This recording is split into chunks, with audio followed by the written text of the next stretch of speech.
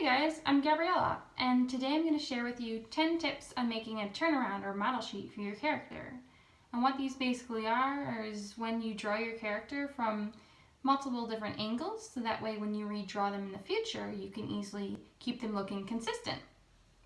So this is a turnaround sheet that I've made for my main character in a comic I'm developing called Crossroads, and let's get started with the first tip.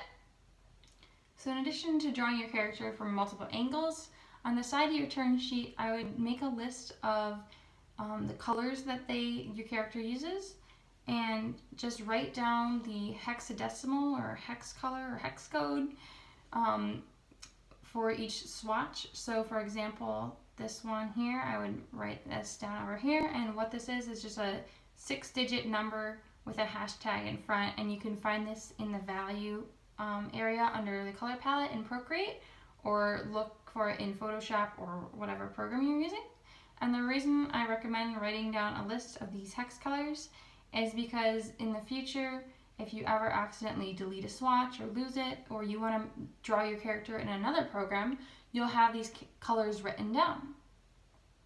Okay, the next tip is to draw your character from a minimum of the front, 3/4, and side angle. And I recommend drawing at least these 3 angles because they're the most frequently used or commonly used. And so if you have a lot of characters to draw and you don't have a lot of time, then at least draw these 3 angles. But my next tip is, if you do have more time and you want to draw the other angles for your character, then just copy and paste. So take the front angle and the 3/4 angle, paste them over here, and then make a few edits, and you've now got the back 3/4 and the back angle. And the reason this can be done is because these 2 angles have a similar silhouette as well as these 2. So you'll save yourself a lot of time and energy, and also you'll keep your character a lot more consistent because they'll already have the same silhouette. My next tip is to create guidelines or a grid for yourself of some sort, so that way you can keep your character's features consistent. For example, this character's mouth is always along this line. His fingertips always fall along this line. So this will help me keep his proportions the same no matter what angle I'm drawing him from. You can also create a grid in order to help you measure how many heads tall your character is. And what this means is that if you look at the height of your character and you were to draw that over and over like this, draw the same height of that head over and over, you can see that this character is around 6 heads tall. So in the future, when you're drawing your character, even at a different scale, you'll know how tall the rest of their body should be in proportion to their head. Also, the shorter a character or younger a character, they often have less number of heads tall, and this can help your character to look cuter. And if it's like a superhero or a strong looking character, then you want to make them more heads tall, which will make their head look smaller in comparison to their body, making them look stronger. My next tip is to use photo reference for drawing like the face or different features that you're unfamiliar with. So you can take photos of yourself or look up photos on the internet to help you figure out what things look like from angles that you may be unfamiliar with. For example, I wasn't very familiar with these back angles because I don't pay attention to the back of people's heads very often. So I was just able to look up a reference in order to get these angles looking more accurate. My next tip is to also look up inspiration. So look up model sheets, turn sheets made by animation companies or your favorite artists in order to get ideas from what they do.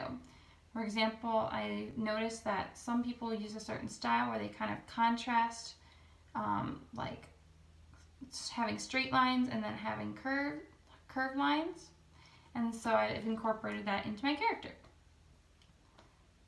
My 7th tip is to think in 3D forms. So when you want to rotate your character from one angle to the next, you can simply think in 3D shapes. So I've used a circle here and kept the circle a consistent size, and now if I think of the head as a circle or a sphere always, then I can keep the head the same size in each of these drawings.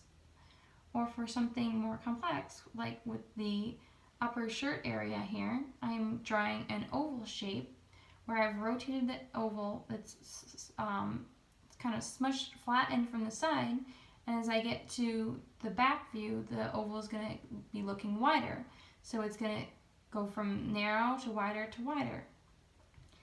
And for the feet here, you can think of a pyramid or triangle here, and then visualize what would that shape look like from a different angle.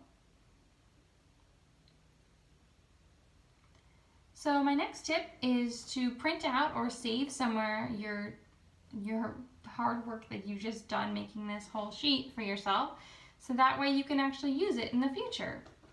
So you want to have it somewhere saved, like on your desktop or your camera roll, or make it your screensaver, whatever you have to do, so that way it's somewhere easy accessible, so that way you can easily reference it again when you're drawing your character in the future. And my 10th tip is to take your turn sheet that you've made and to animate it into a turnaround, actual literal turnaround of your character. So you just take each of those views you've drawn and you can flip them horizontally to get the opposite side views, and then make them into a GIF in either Photoshop or an app on your phone, and save it out, and now you've got an animation that you can use to make sure that all these features are still lining up at the same height, that your proportions of your character are staying consistent, and now you've got a cool animation for fun. So thank you so much for watching, and I hope you enjoyed these 10 tips on making turnarounds or model sheets, and make sure to leave your favorite tips on making these sheets in the comments, because I'd love to hear them. And if you'd like to know more about this character, which I'm making for a comic, or if you'd like to see more of my drawings, you can follow me on Instagram, which is Gabriela Bologna. Thanks!